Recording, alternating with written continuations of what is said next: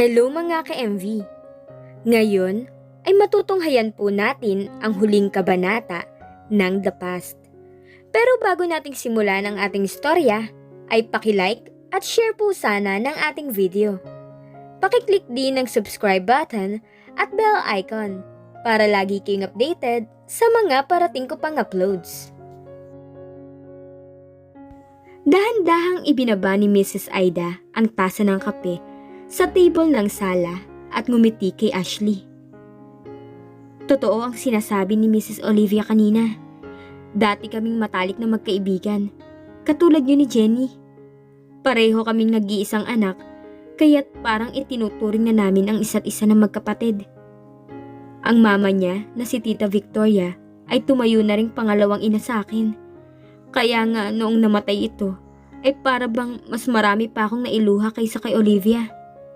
Sumandal ito sa upuan at hinawakan ang kamay ng kaniyang anak. Pero mukhang sinubok ng tadhana ang pagkakaibigan namin. Naging kasintahan ko noon si Edward. Palagi kaming magkakasamang tatlo. Pero tuwing hindi ako pwedeng umalis, ay si Olivia ang pinakikiusapan ko na sumama kay Edward. Pinagkakatiwalaan ko sila. But I didn't know that Olivia was falling in love with him. Ano pong nangyari pagkatapos? Hindi na natiis ng dalaga ang magtanong sa ina. Inamin ni Edward sa akin na noong minsang nag-overnight outing sila na hindi ako kasama. Nagkainuman sila. And they slept together that night. Napatango ang dalaga at hinawakan ng mahigpit ang kamay ng kanyang ina. Sobra ka siguro nasaktan noon, Mama. Parang napatawa naman ang kanyang ina. Hindi ko alam. Parang hindi naman gaano. Ako pa nga mismo ang nagsabi kay Edward na panagutan niya si Olivia. And he did. Ano naman po ang sabi ni Tita Olivia? She didn't ask for forgiveness. Ang Senyor Felipe ang gumawa nun para sa kanya. Then, they moved to Manila at doon nagpakasal. After that, nakilala ko ang papa mo. Isang napakatamis na ngiti ang ipinakita sa kanya ng kanyang ina. I know that he was the one for me. Si Steven. Hindi sinasadya ni Ashley na mabanggit ang pangalan ng lalaki. Muli ay napangiti sa kanyang ina at saka tumayo. Maiwan na kita, anak. Maaga pa akong gigising bukas. Good night. Good night, Mama. Pag-akyat ng kanyang ina, ay napahinga ng malalim ang dalaga, sabay sandal sa sofa. Kung muling bumalik si Steven, ano naman kaya ang sasabihin niya?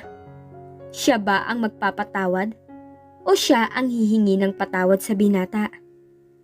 Nakita niya ang sakit sa mga mata ng binata noong talikuran niya ito sa gabi ng burol. Babalik pa kaya ang binata sa kanya? At paano kung hindi? There are a lot of questions bothering her that night. Dahan-dahan siyang naglakad paakyat sa kanyang silid at bit-bit nito sa kanyang dibdib ang isang napakabigat na damdamin. Halos lahat ata ng tao sa sabtang ay nakipaglibing sa lolo ni Steven. Nasa likuran noon si Ashley at pinagmamasdan ang tahimik na pagluha ng lalaki habang nakatingin sa malalim na hukay. Nang mag-umpisa ng magsalita ang pare, ay napansin niya ang paglingon ng ina ni Steven na para bang may hinahanap. Nagulat naman ang dalaga nang hawakan siya ng kanyang ina at dinala patungo sa mag-inang Olivia at Steven. Katabi na niya ngayon ang binata. Tiyak na matutuwa si Papa ngayong nakikita niyang magkatabi tayo. Narinig ni Ashley ang sinabing iyon ni Mrs. Olivia sa kanyang ina. Habang nagsasalita ang pare, ay tila ba wala siyang naririnig. Ang isip niya ay tumatakbo sa maraming bagay. Nagulat na lamang siya nang makita ang tangkay ng puting rosas na iniabot sa kanya ni Steven. Parang wala siya sa sarili nang kinuha niya yon. Tinititigan niya ang puting rosas. Aamuyin niya pa sana iyon, ngunit narinig niya ang bulong sa kanya ng lalaki. Ihulog mo na sa hukay. Naibaba na pala ang bangkay ni Senyor Felipe. Humakbang siya papalapit at hinulog ang puting rosas. "Goodbye," bulong pa niya. Subalit ang pamamaalam na kanyang binitawan ay hindi nakalaan para sa matanda. She knows in her heart that she was saying goodbye to Steven. Nasaktan siya sa malamig nitong pagtingin. Ang 2 araw din na hindi nila pag-uusap ay nagdulot ng isang kirot sa kanyang puso. Napatingin siya sa lalaki at kasabay niyon ay ang pagsulyap din nito sa kanya. His eyes were looking directly at her face. Ngunit agad din nitong inalis ang tingin sa kanya. Bago sila umalis, kasabay ng iba pang mga nakipaglibing, ay lumingon siya muli para saglit na masulyapan ng binata. Dinampot na ni Ashley sa sofa ang kanyang shoulder bag. "Aalis na ako, Marie." Nilingon niya ang kasambahay na naglilinis ngayon sa kanilang sala. "Sige, mag-iingat ka ha. Best wishes." Tugon naman nito sa kanya. "Anong best wishes? Happy trip ka mo." Pagtatama niya sa sinabi ng kasambahay, sabay irap sa kanya. "Ay sus, pareho lang yun." Nakangiting tugon nito at nagpatuloy sa paglilinis. "Si mama naman, mukhang nagtatampo na naman sa akin. Ayaw na niya akong ihatid." "Nako, nalulungkot lang yun kasi aalis ka na naman dito sa Sabtang. Pero feeling ko naman ay babalik ka din mamaya." "At bakit naman?" "Siguro may hindi ka nailagay sa mga gamit ko, no? Ikaw ha, ayoko nang naaabala." "Ikaw din, sasabihin ko kay mama na bawasan ang sahod mo." Pabirong sagot ng dalaga. "Hindi naman. Alam kong babalik ka kasi mamimiss mong lahat." Napakibit balikat naman si Ashley at pinagmasdan ang paligid ng kanilang bahay. "Sige na, aalis na ako. At baka naiinip na si Mang Henry. Sigurado ka bang nasa sasakyan na lahat ng gamit ko?" "Oo." Nakabukas na ang pinto ng sasakyan nang makalabas na ang dalaga. Aalis na naman siya ng Sabtang at ilang araw munang mananatili sa Maynila bago lumipad papuntang Amerika. Sinong mag-aakala na baka pagbalik niya ay may kasama na siya? Sabi nga nila na ang buhay ay walang kasiguraduhan. Bago pa umandar ang sasakyan, ay muli niyang nilingon ang kanilang bahay. "Mang Henry, hindi natin kailangang magmadali dahil mamaya pa namang 6:00 ang alis ng barko," sabi nito sa driver. Nasanay na din kasi ang dalaga na maging maaga tulad ng nakagawian sa Amerika.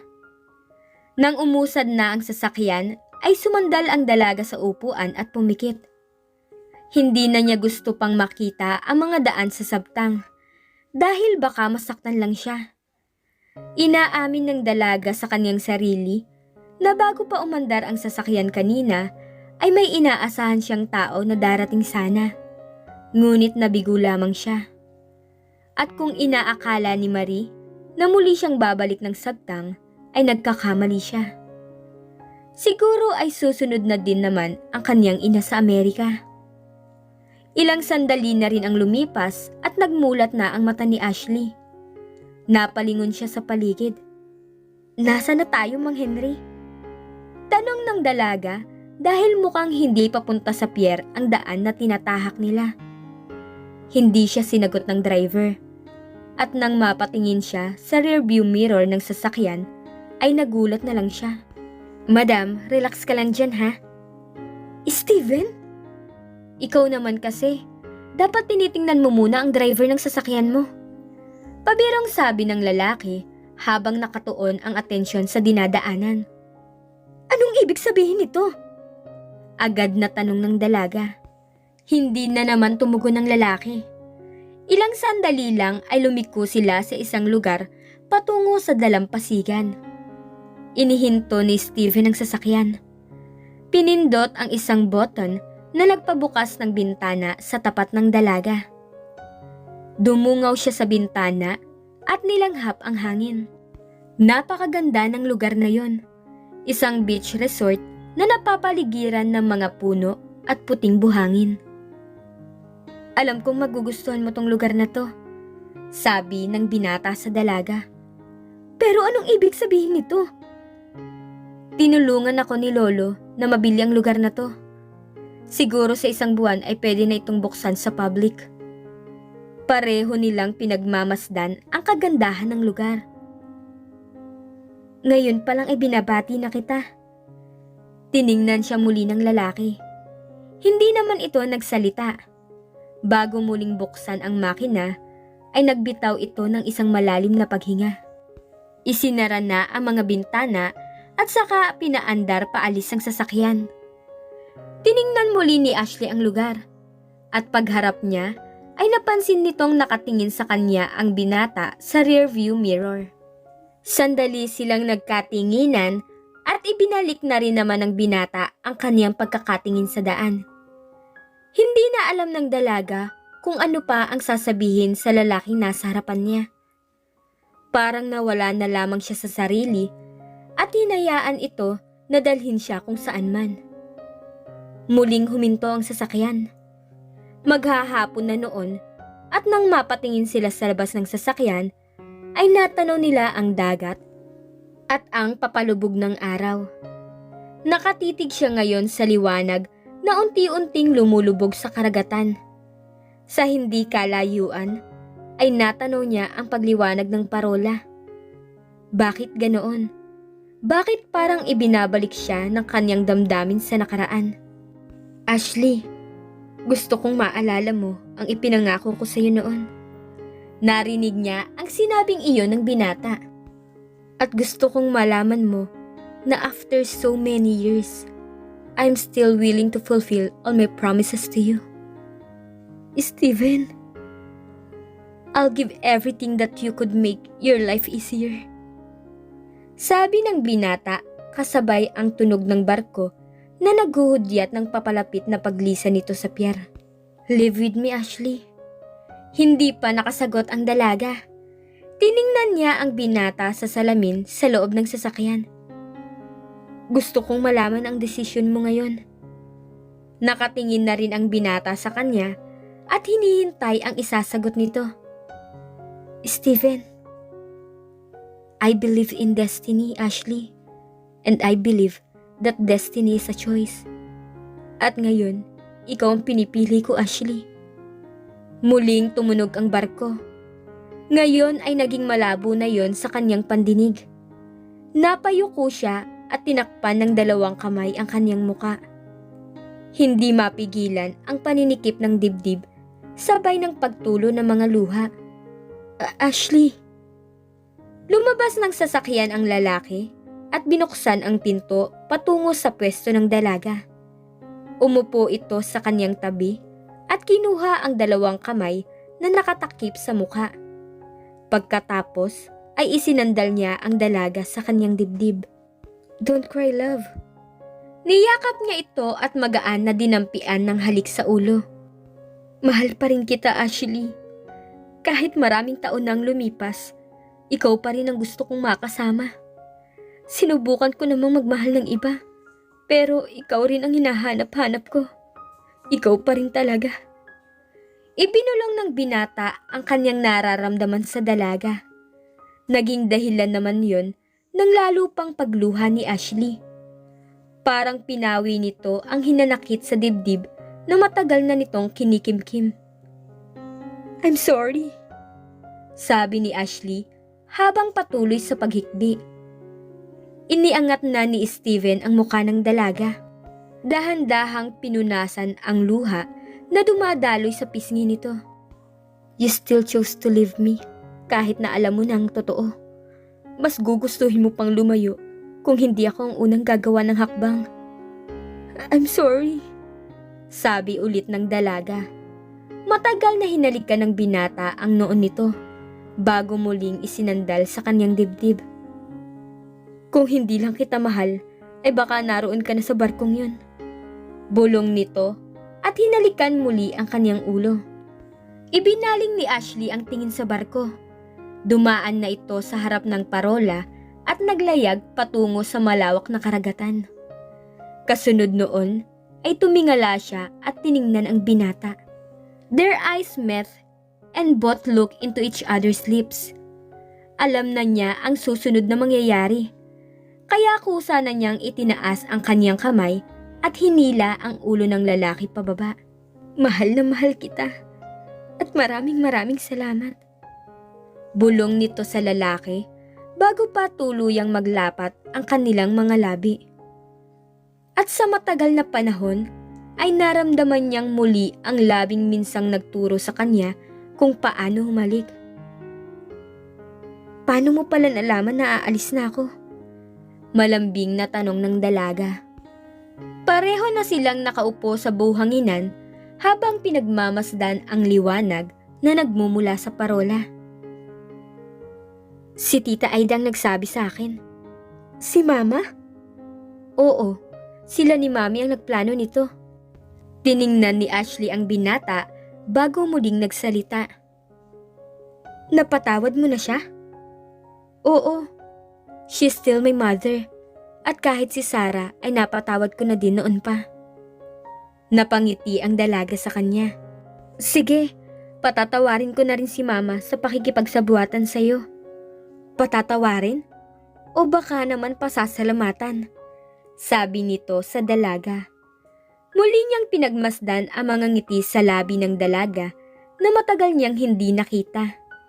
Hinaplos nito ang kanyang muka at lumapit sa kanya. I love you, Ashley. At gaya ng ipinangako ko sa iyo noon, ikaw ang gusto kong maging ina ng mga magiging anak ko. Tinakip naman ni Ashley ang kanyang kamay sa bibig ng binata. Pero bakit hindi dito? Yung resort ba kanina? Well, hindi pa daw kasi pwede dito. Kaya I decided na kunin yung resort sa kabila. Don't worry. Kapag pwede na to, we will make this place an exclusive resort for lovers. Saka tanaw din naman doon ang sunset at ang parola. Nakangiti ang lalaki habang nakatitig sa dalaga. Unti-unti nang natutupad ang mga ipinapangako nila noon sa isa't isa. Kapwa nakangiti ang dalawa na parehong binabalikan ang mga alaala. Tiningnan ni Ashley ang binata. Ang mga alaala sa paglubog ng araw, duktong ni Steven. Habang magkahawak ang kanilang mga kamay, ay muling bumaba ang labi ng binata sa kanya. Muli ay binigyan niya ito ng napakatamis na halik. The sweet taste of true love. At dito na po nagtatapos ang kabanata ng The Past. Maraming salamat po sa lahat ng mga sumuporta sa kwentong ito. Sa mga likes, comments, and new subscribers. Sana po ay muli ninyong subaybayan ang mga susunod pa naming kwento. Maraming salamat po. Love, My Views TV.